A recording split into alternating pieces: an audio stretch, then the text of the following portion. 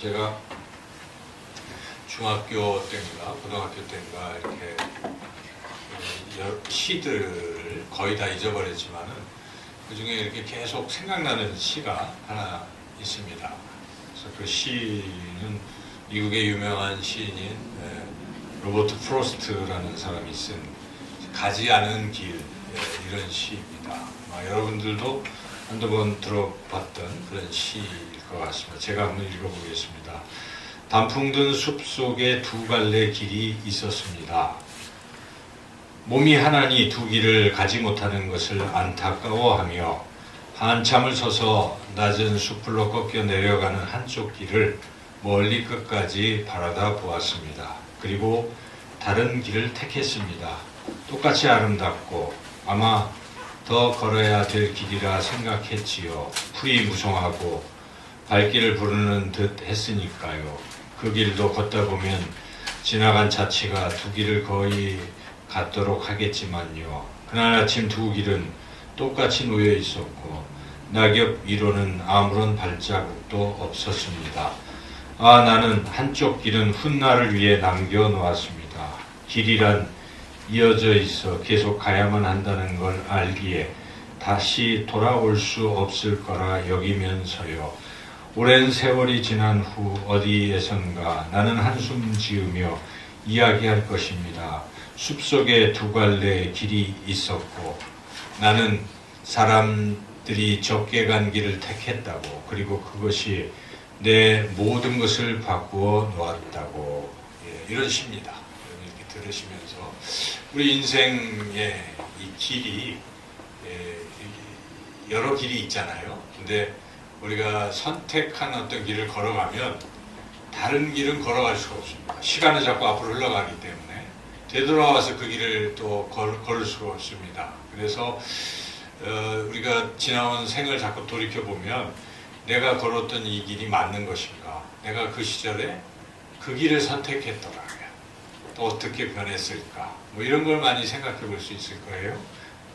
결혼하는 문제, 또 진로를 선택한 문제 등등등 많은 길들이 있었을 것입니다. 그럴 때 우리는 어떤 길을 선택했기에 지금 여기 이 자리에 있는 것입니다. 여러분 인생을 돌아볼 때 내가 선택했던 그 길이 과연 마음에 드십니까? 후회가 됩니까? 그럴 수도 있을 거예요. 그죠? 후회가 되는 길도 있고. 그러나 과거는 지나간 것입니다. 다시 갈 수가 없어요. 그 길로. 이제 우리에게는 남은 길을 어떻게 걸어갈 것이냐가 더 중요합니다. 지금부터 걸어가는 길을 잘 걸어가야 되는데 가장 잘 걸어가는 길은 결국 마지막 그 끝에 우리 앞에 무엇이 놓여 있느냐 하는 것입니다. 그것이 우리에게 구원의 길인지 아니면 그렇지 않은 길인지, 이것이 아마 가장 중요할 것 같습니다. 우리가 구원을 이루는 그런 길을 걸어갈 것인지, 구원과 상관이 없는 그런 길을 걸어갈 것인지, 이 남은 인생의 길을 잘 선택해야 할 것입니다. 오늘 우리가 읽었던 이 말씀은 우리 인생에서 반드시 선택해야 할 그 중요한 길이 있다는 것입니다. 그 길에 대해서 말씀하고 있습니다. 그 길이 바로 구원의 길입니다. 그 길을 오늘 본문 말씀이 이야기해주고 있는데, 여러분이 읽은 말씀 다시 한번 보시면서 그 마지막 끝절 6절 말씀을 다시 한번 우리가 한 목소리로 말씀을 읽겠습니다. 모든 육체가 하나님의 구원하심을 보리라 함과 같으니라. 모든 육체가 하나님의 구원하심을 보는 겁니다. 바로 이것이 구원의 길입니다. 오늘 말씀은 바로 그 구원의 길을 우리에게 잘 알려주고 있습니다. 여러분, 구원이라는 것이 무엇입니까? 구원이 무엇입니까?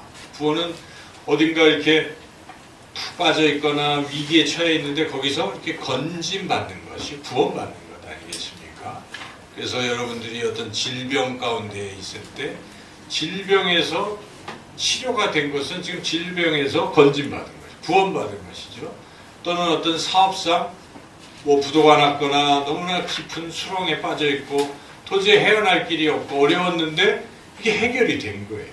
그럼 그 늪에서 구원받았다고 우리가 말할 수 있을 것입니다. 구원은 고통 중에 있던 사람이 그 고통에서 벗어나는 것을 말합니다. 그런데 그 고통 중에 큰 고통이 있습니다. 그것은 죄 때문에 받는 고통일 것입니다. 형벌일 것입니다. 우리가 며칠 전 매스컴을 통해서도 어떤 분이 신문을 견디다 못해서 이제 앞으로 감옥에 가야 될 것, 또 이런 것들 수치를 더 당할 것, 이런 것들이 두려워서 그냥 자신의 생명을 이렇게 버리는 그런 경우도 있지 않습니까? 그와 같이 형벌이라는 것은 참 두려운 것입니다. 죄에 대한 형벌은 굉장히 두려운 것이죠. 그런데 이렇게 죄로 인해서 형벌을 받아야 될 사람이 그 형벌에서 건짐을 받는다면 이것도 또한 구원이고, 그 구원은 정말 가장 귀한 구원이 될 수 있을 것입니다. 죄와 형벌에서 벗어나는 것을 또 우리가 구원이라고 하는 것입니다.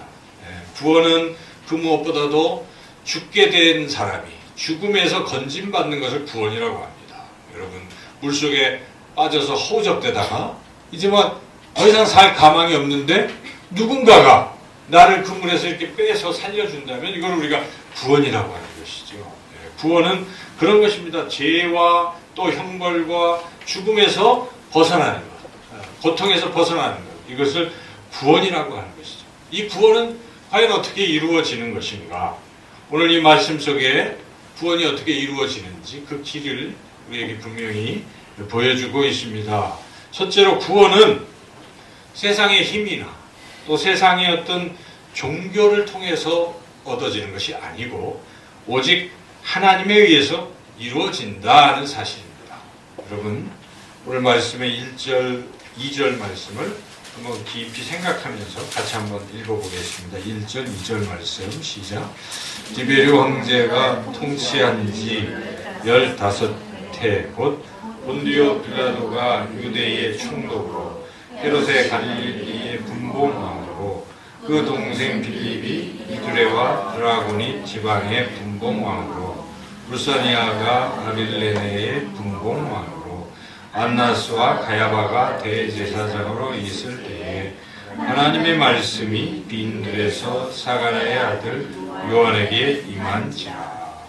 자, 이 말씀은 대조가 되어 있는 거예요. 앞에서 디베리오 황제 이렇게 쭉 여러 가지 권력자들의 이름이 쭉 나오잖아요. 그리고 제사장들의 이름이 쭉 나왔어요.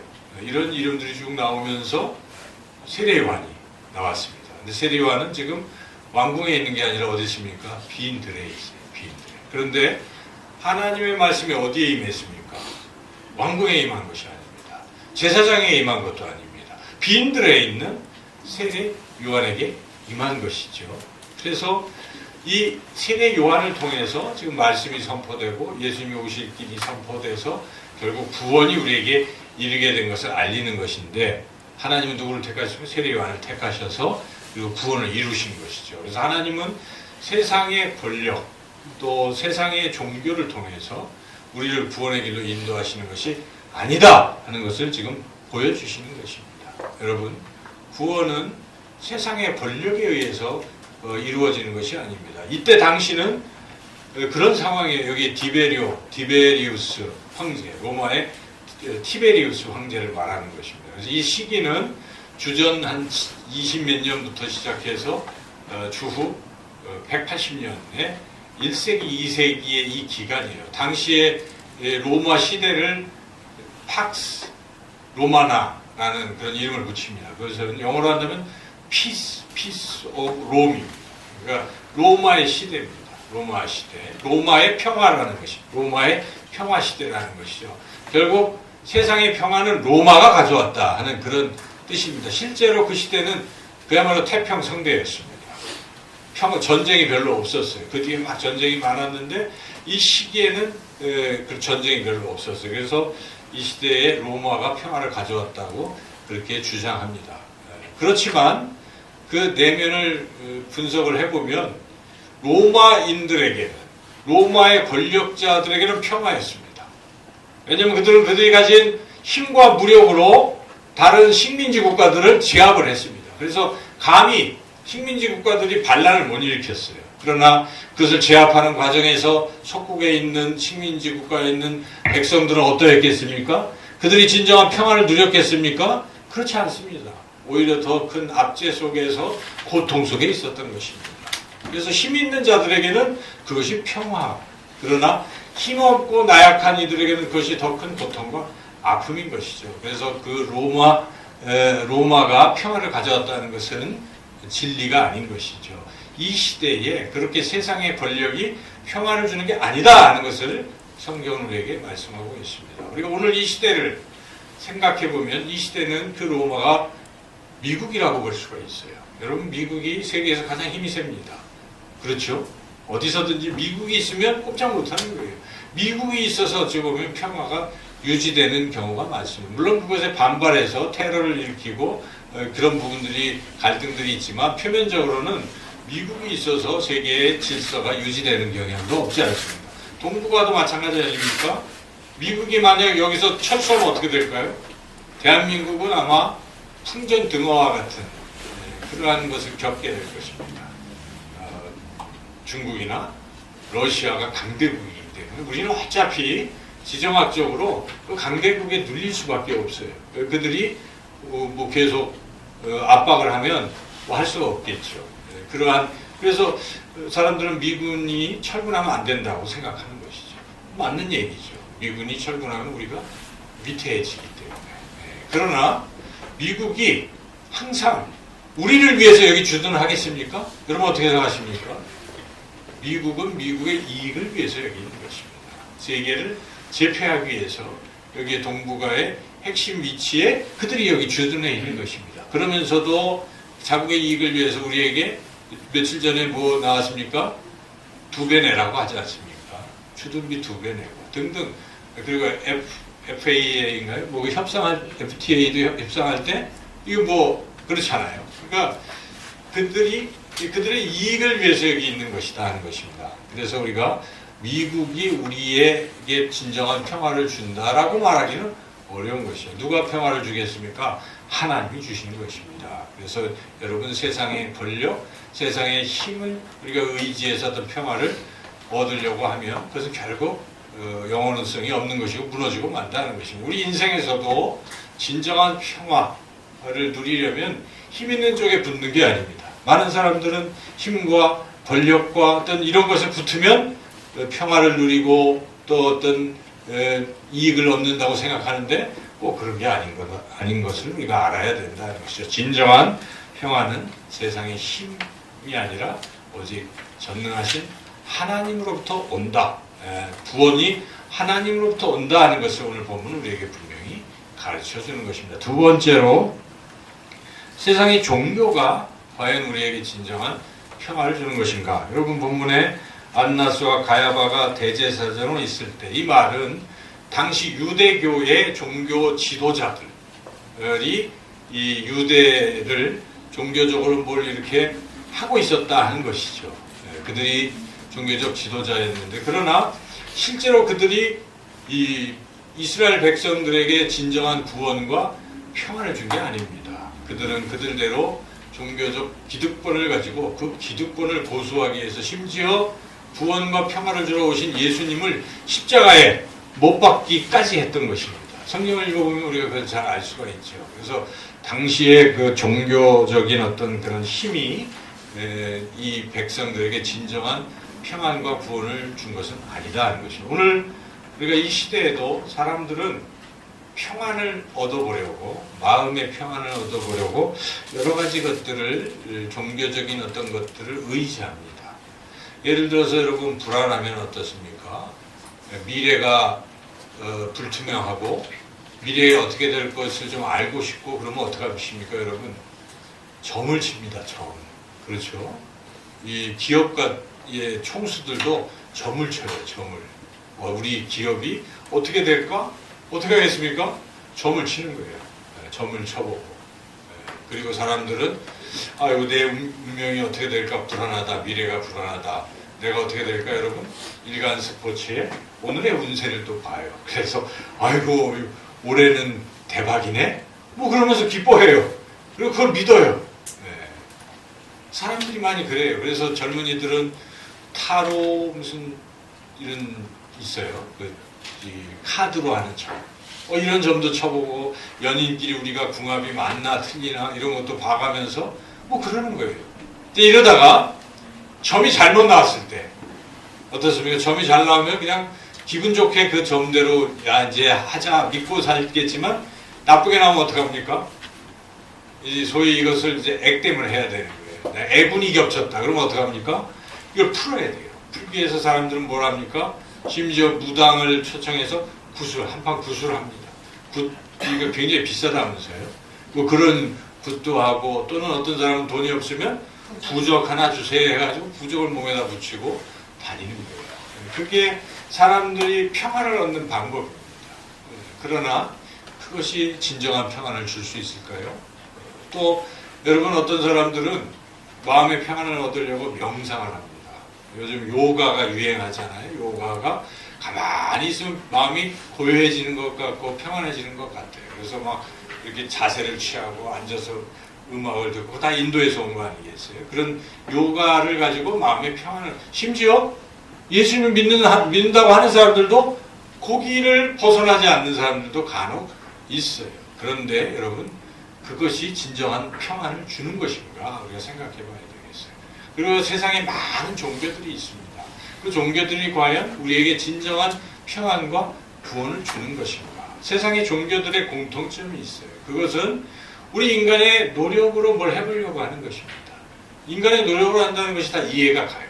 우리가 상식적으로 사람이 열심히 뭘 해서 한 대로 인과응보로 어떤 걸 받는 것이 당연하게 생각이 되고 또 우리 그런 논리로 우리가 살아가는 것이죠. 그런데 그것이 공의로운 것 같고 정당한 것 같습니다. 그러나 우리가 깊이 생각해 볼 문제가 있어요.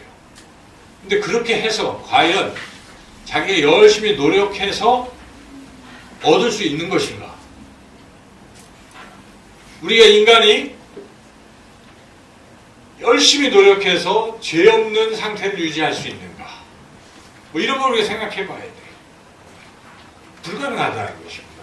인간의 이 존재는 한계가 있다는 것입니다. 아무리 노력해도 할 수 없는 그런 영역이 있는 것입니다. 불가능한 영역이 있다는 것입니다.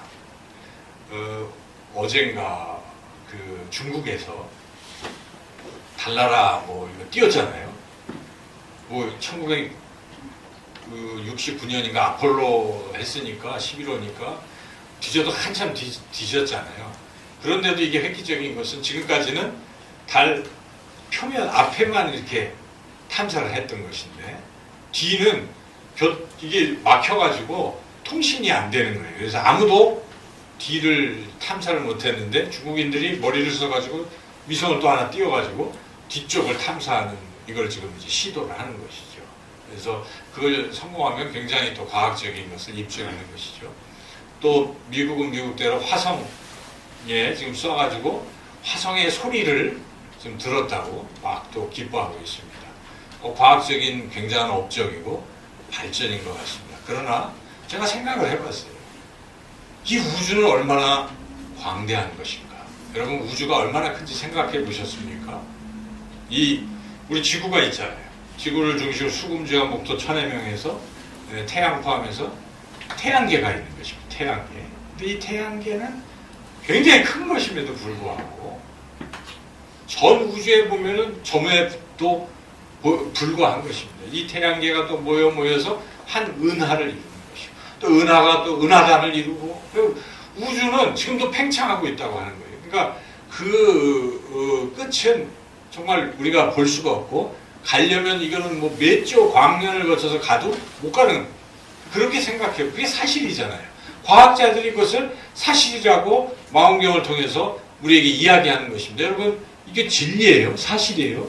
이 진리 앞에서는 어떤 생각을 하십니까? 이 광대한 우주 속에 우리가 지금 뭐 달나라 화성 조금 한다고 해도 우리는 아무것도 아니에요. 이 바닷가에 수많은 모래알 중에 눈에 보일까 말까한 모래와 같은 존재에 불과한 것입니다. 인간은 그런 존재에 불과한 것입니다. 그러므로 우리가 절대 신을 믿어야 되는 것이고 그분이 바로 하나님이십니다. 여러분 그분이 이 성경의 하나님이세요. 그 하나님은 이 세상 만물을 창조하신 분이십니다. 이 창조주 하나님께서 우리를 구원하시고 우리에게 평안을 주시는 것이지 우리 인간이 노력해서 우리의 인간의 힘으로 그 어떤 것을 이룰 수 있는 것은 아니라 하는 이런 사실을 여러분 믿으시기를 주님의 이름으로 축원합니다. 이게 믿는 사람이 신앙이에요. 여기서부터 신앙은 시작이 되는 것입니다. 저는 옛날에 신앙을 시작할 때 처음에 창세기 1장 1절 태초에 하나님이 천지를 창조하시니라. 이게 믿어지면 믿어지는 거예요. 다 믿어지는 것입니다. 여러분 하나님이 세상을 만드셨다 그러는데 못 믿을 게 뭐가 있어요? 기적을 왜 못 믿어요? 이 세상을 만드신 것인데 그 일어나는 건 그거에 비하면 별것도 아닌 거예요. 다 믿을 수가 있어요. 그래서 하나님이 세상을 만드셨다. 이걸 믿느냐 안 믿느냐에서 신앙이 갈라지는 것입니다. 두 길이 있는 것이에요. 그런데 세상의 모든 종교는 다 하나님이 세상을 만드셨다는 걸 믿는 게 아닙니다. 인간이 열심히 노력하고 애쓰면 다 이루어지는 것이다. 모르는 건 모르는 것이다. 이게 세상의 종교예요. 그래서 열심히 뭔가를 덕을 쌓고 착한 일을 해보고 하는 것이에요. 그런데 문제는 그게 나쁘다는 게 아닙니다. 여러분 꼭 좋은 것이죠. 없는 것보다 열심히 착하게 살려고 하는 게 왜 나쁘겠습니까? 그런데 문제는 그렇게 해서 이룰 수 없다는 것입니다. 인간은 하나님과 비교해보면 아무것도 아니기 때문에 인간의 존재가 그것밖에 안 되기 때문에 그래서 우리는 오직 하나님이 우리를 구원하시는 것을 우리가 기대해야 할 수밖에 없는 것입니다. 그런데 하나님 우리를 사랑하시기 때문에 우리를 구원하시는 구원의 길을 우리에게 열어주신 줄로 믿습니다. 그래서 여러분 항상 첫 생각은 구원은 세상 힘, 세상 종교 그 어떤 것이 아니라 오직 하나님에 의해서 이루어진다 하는 생각부터 우리가 가져야 된다는 것이죠. 두 번째로 구원은 어떻게 이루어지는가 아주 중요합니다. 구원은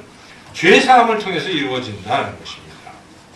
오늘 본문에 여러분들이 두 번째로 3절 말씀을 우리 같이 한번 읽어보겠습니다. 시작. 요한이 요단강 각처에 와서 죄사함을 받게 하는 회개의 세례를 전파하는 하나님의 말씀이 임해서 하나님이 구원을 시작했어요. 그렇죠? 그래서 빈들에 있는 세례 요한을 지목하셔서 이렇게 하라고 시키신 것입니다. 세례 요한이 첫 시작한 게 무엇입니까? 회개의 세례를 전파했습니다. 요단강가에 빈들에 있다가 그 빈들에만 있던 사람이 지금 요단강의 각처에 여기저기 오면서 뭘 열심히 했습니까? 회개의 세례를 베풀었어요. 사람들에게. 왜 그것을 했습니까? 그 앞에 뭐 때문에 회개의 세례를 베풀었습니까? 죄사함을 받게 하려고 하는 것입니다. 그래서 하나님께서 우리를 구원하시는 그 길에 있어서 중요한 것은 우리의 죄를 사해 주시는다는 것입니다. 여러분 이 죄라는 문제가 왜 그렇게 심각해서 이렇게 하나님께서 우리의 죄를 용서하시는 그 길을 열어주셨는가 하는 것입니다. 죄. 여러분 죄가 무엇입니까? 죄. 죄는 여러분 죄인이십니까? 죄를 지으셨습니까? 죄인이 아니라고 생각이 되십니까? 근데 세상 사람 그 누구도 당신이 죄인입니까 아닙니까 물어보면 뭐 겉으로야 뭐 나 죄 없어라고도 하겠지요. 그러나 솔직히 자기를 들여다보면 죄를 졌지. 인정 안 하는 사람 없습니다. 사실은 나 죄인이다. 내가 그 죄다. 죄를 졌구나. 이렇게 생각하는 것이죠. 남에게 좀 언짢은 소리 한 것도 죄예요. 그죠? 거짓말 좀 속인 것도 죄고 그러다 보면 내가 죄를 졌다. 다 느껴요. 그런데 문제는 이 죄가 무엇인지를 정확하게 알지를 못한다는 것입니다. 물론 세상이 말하는 죄는 어떤 도덕적인 어떤 법률적인 그것을 위배하면 죄예요. 그러나 더 중요한 것은 여러분이 세상을 하나님 만드셨다는 것을 믿고 인정한다면 그 하나님께서 죄가 무엇이냐라고 말씀하시는 걸 우리가 알아야 된다는 것입니다.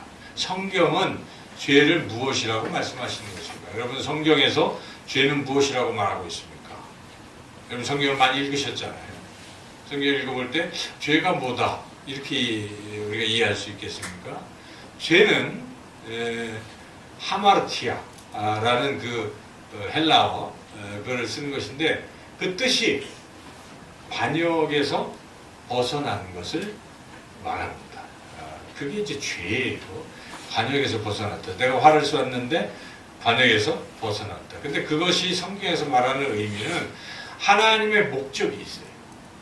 하나님의 우리 인간을 향하신 목적이 있습니다. 근데 그 목적에서 인간이 벗어났을 때 이거 죄라고 한다는 것입니다.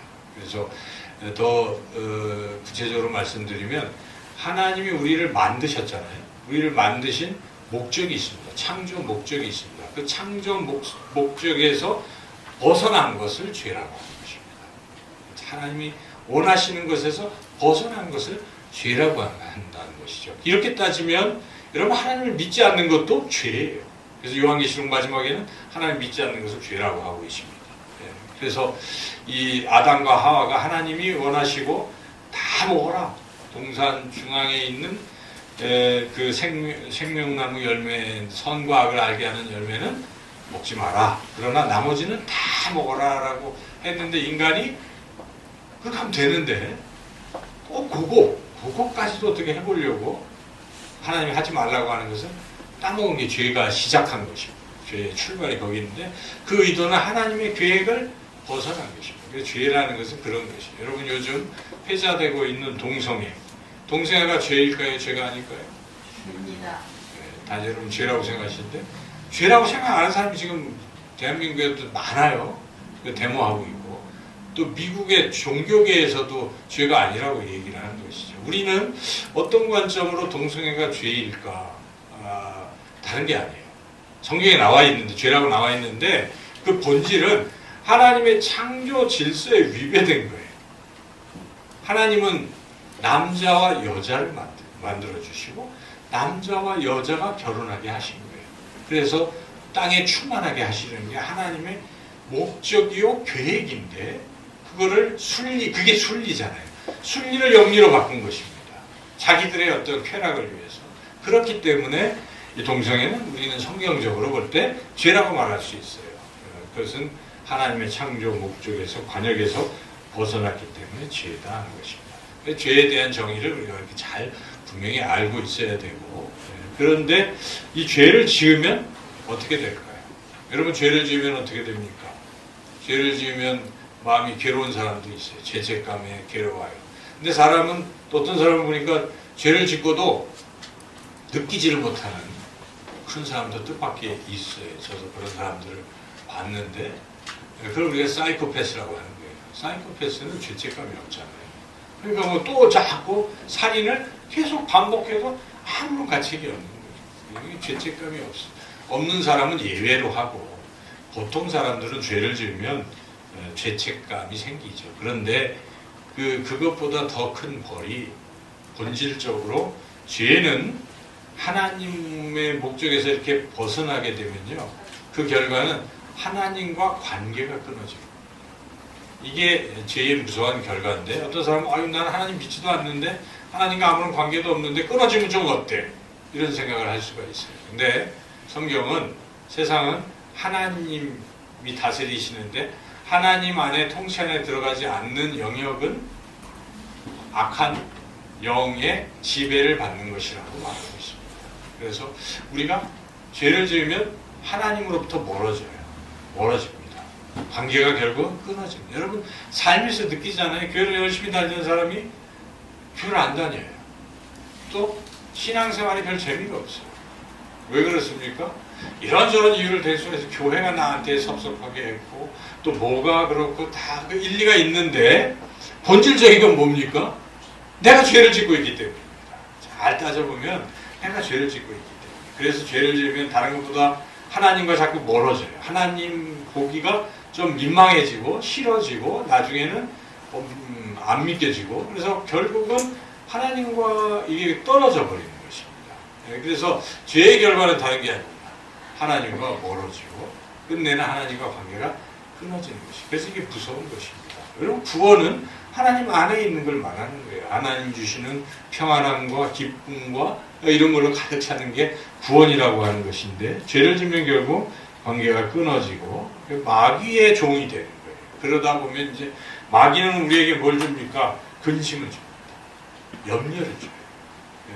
그리고 불안함을 줍니다. 여러분 자꾸 근심이 생기고 염려가 생기면 이거 하나님 주신 마음이 아니에요. 하나님은 하나님의 자녀들에게 그런 마음을 안 주십니다.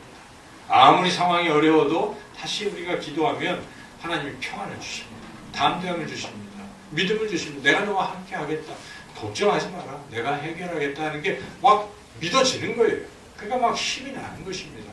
해결이 되는 것이죠. 그러나 우리가 죄를 지면 하나님과 멀어지면 어떻게 되겠습니까? 그런 게 하나도 안 믿겨지고 마귀가 주는 것만 고스란히 받고 사는 거예요. 막 근심, 걱정, 염려, 불안, 초조, 나중에 이게 막 분노 뭐 등등 이렇게 바뀌게 된다는 것이죠. 그래서 죄라는 건 참 무섭습니다. 그래서 우리가 이 죄를 짓고 죄를 해결하는 게 굉장히 중요한데 어떻게 죄를 해결할 수 있는 것인가. 오늘 본문에 죄를 없애주신다 하시는 것입니다. 그게 바로 죄 사함입니다. 죄를 용서하시고 죄를 사해 주시고 죄를 없애 주시기 위해서 하나님께서 세례 요한을 통해서 회개의 세례를 전파하게 하신 것이죠. 그래서 죄사함은 그렇게 중요하다는 것입니다. 그런데 이 죄사함은 우리에게 어떻게 주어지는가? 세례 요한에 세례 받으면 죄사함을 얻는 것인가? 그건 아니에요. 그건 시작이고 세례 요한이 나는 그분의 신발끈 풀기도 어렵다. 나는 물로 세례를 주지만 그분은 뭘로 세례를 줍니까? 성령으로 세례를 주고 그분이 주는 세례가 진정한 죄사함의 세례다라고 세례 요한이 그것을 인정하지요. 그 뒤에 16절 사람들이 네가 그리스도냐 할 때 뭐라고 합니까? 16절 한번 읽어보겠습니다. 요한이 모든 사람에게 대답하여 이르되 나는 물로 너희에게 세례를 베푸노니와 나보다 능력이 많으신 이가 오시나니 나는 그의 신발끈을 풀기도 감당하지 못하겠노라. 그는 성령과 불로 너희에게 세례를 베푸신 것이다.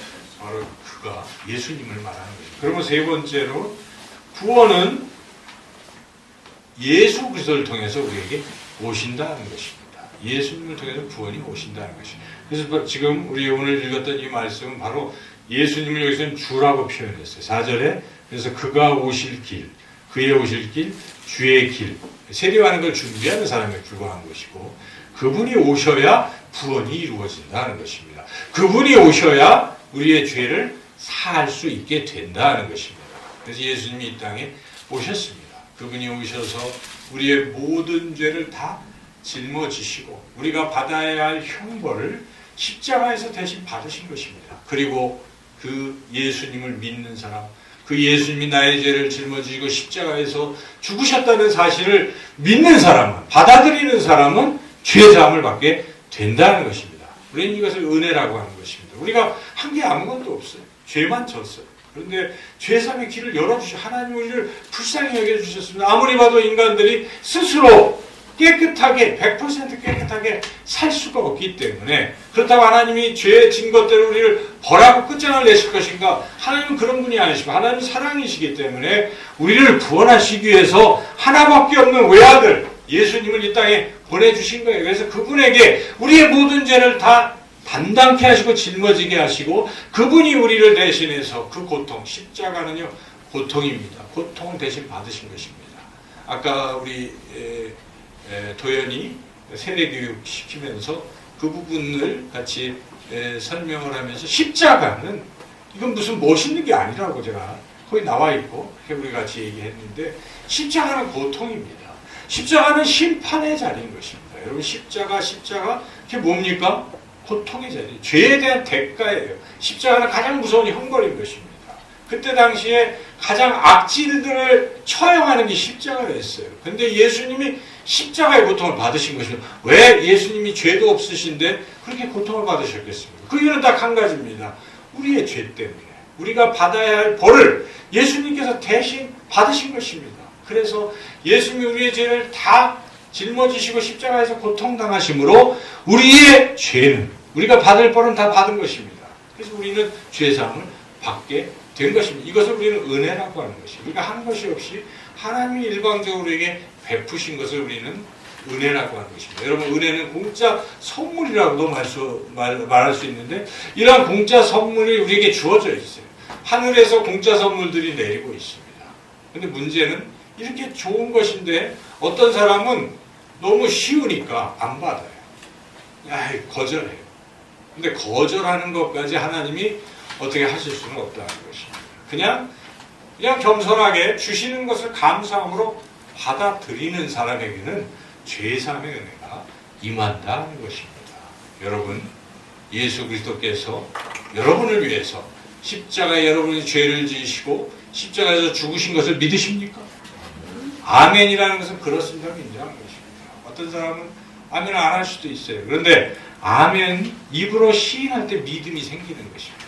입으로 시인할 때 믿음이 생기고 그 믿음으로 우리는 죄사함을 받고 구원을 받게 된다는 것입니다. 입으로 시인하여 믿음에서 믿음으로 이른다라고 성경 우리에게 말씀하고 있는 것이죠. 그래서 바로 예수 그리스도를 통해서 우리의 죄사함을 그렇게 주시고, 그리고 죄사함 뒤에 우리는 깨끗한 게 되었기 때문에 깨끗하고 거룩하신 하나님 앞으로 갈 수가 있는 것입니다. 그래서 우리는 이 세상 속에서 지옥과 형벌이 아니라 하나님 나라에 들어갈 수가 있는 것입니다. 그래서 하나님 나라에서 영원토록 사는 것, 이것을 우리가 구원이라고 하는 것이고, 영원한 삶, 영생이라고 하는 것입니다. 이 영생은 오직 예수님을 통해서만 우리에게 주어질 수 있다는 것이죠. 오늘 본문 말씀 그것을 우리에게 가르쳐주고 있습니다. 이제 다음 주에 몇 주 뒤에 성탄절이 우리에게 다가옵니다. 예수님 이미 오셨는데 우리가 특별히 성탄절을 지금 기다리고